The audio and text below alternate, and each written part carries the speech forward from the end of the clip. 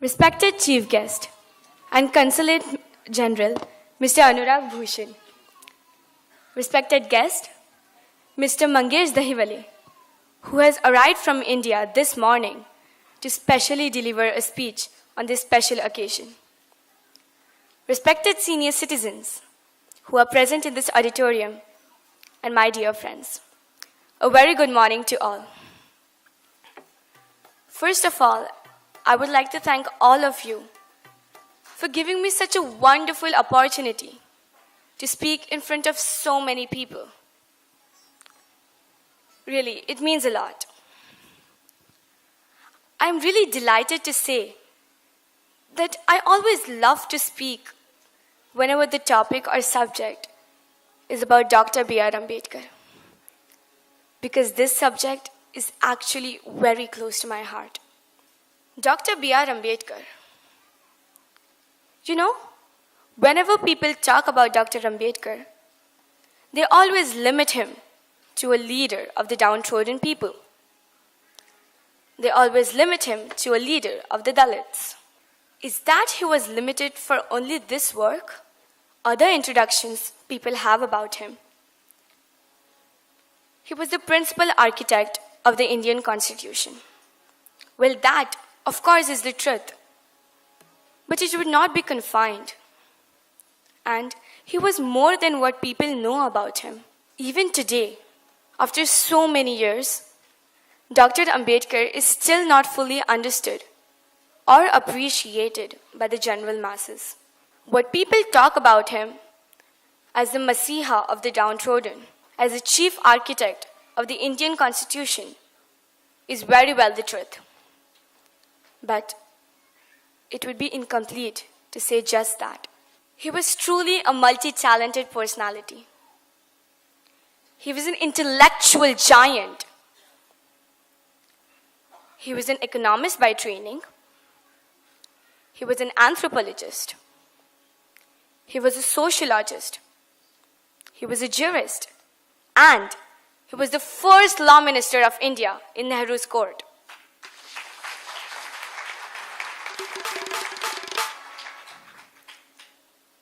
These are the various facets of his personality, which people still do not understand.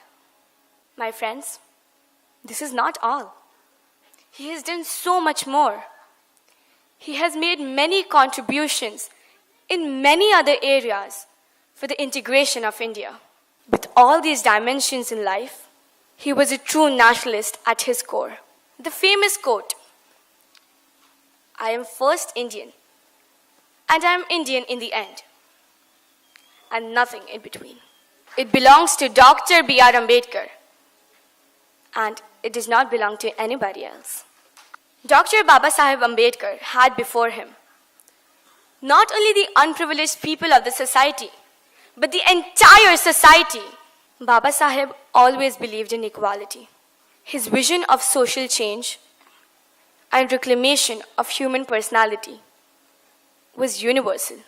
During his lifetime, he made many efforts and he used various strategies and methods to create a society which was based on the values of equality, liberty, and fraternity.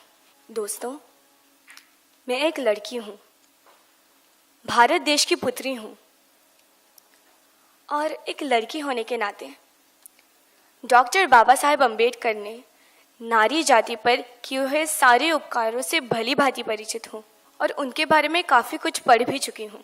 स्वतंत्र पूर्व भारत में नारी को कोई विशेष अधिकार नहीं थे. Ladies did not have the right to equality. उदाहरण के तौर पर बता दूं, मृत व्यक्ति के संपत्ति का वारिस सिर्फ उसका पुत्र हो सकता था, मगर आज कानूनन वो हक उसकी बेटी का भी है, और ये सिर्फ और सिर्फ डॉक्टर बाबा साहेब अम्बेडकर ने लिखी हुई राज्य घटना के कारण हुआ है. अगर कोई औरत को किसी कारण डिवोर्स दिया जाता है तो उसकी उपजीविका के लिए उस पुरुष को अपनी आमदनी से उसे शेयर देना होगा. ये भी संभव हो चुका है राज्य घटना के कारण. और हाँ, अगर कोई लड़की विवाह योग्य हो जाती है, she has all the rights to take her own decision, to select her own groom.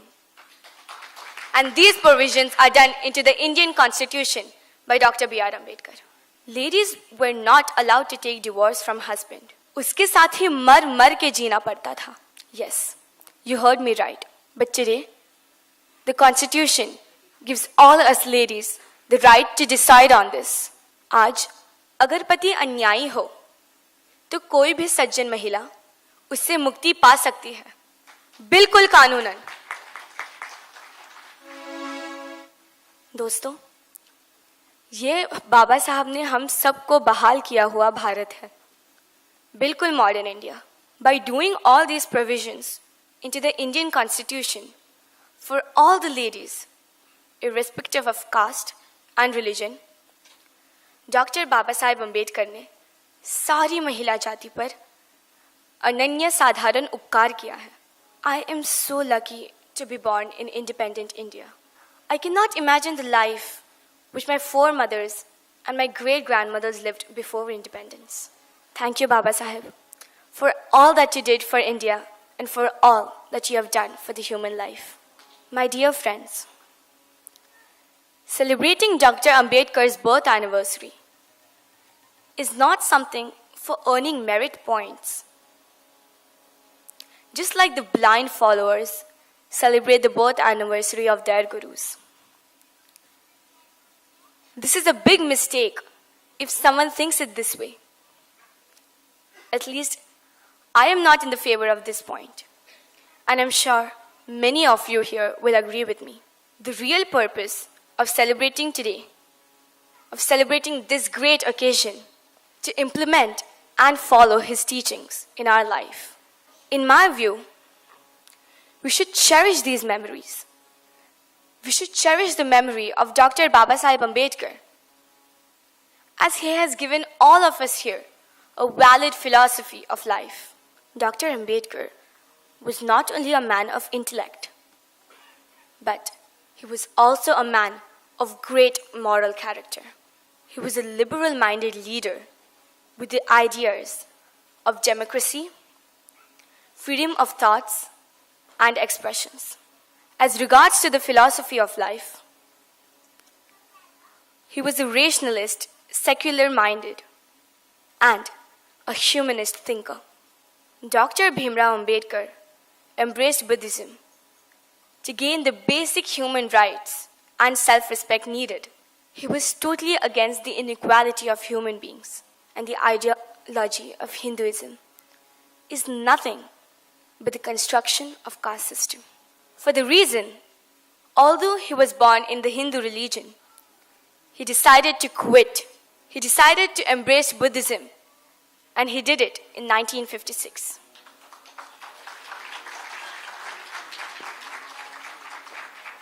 Why Buddhism? From all the religions, why only Buddhism? Buddhism because Buddha's teachings are based on the values of morality and ethics. It has no kind of caste discrimination. It has no kind of caste system in it. Buddha's teachings are modern, rational, and contemporary. And Buddha makes us think and live by reason. Following Baba Saheb Ambedkar, lakhs of his followers embraced Buddhism, and they are living a life full of self-respect and dignity. Finally, I would like to conclude by saying, cultivation of mind is the ultimate aim of human existence. As the mind cultivates, they seek light of knowledge.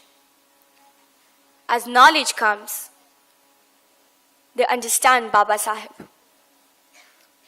As one understands Baba Saheb, they understand themselves. And as they understand themselves, they are on the right path of liberation.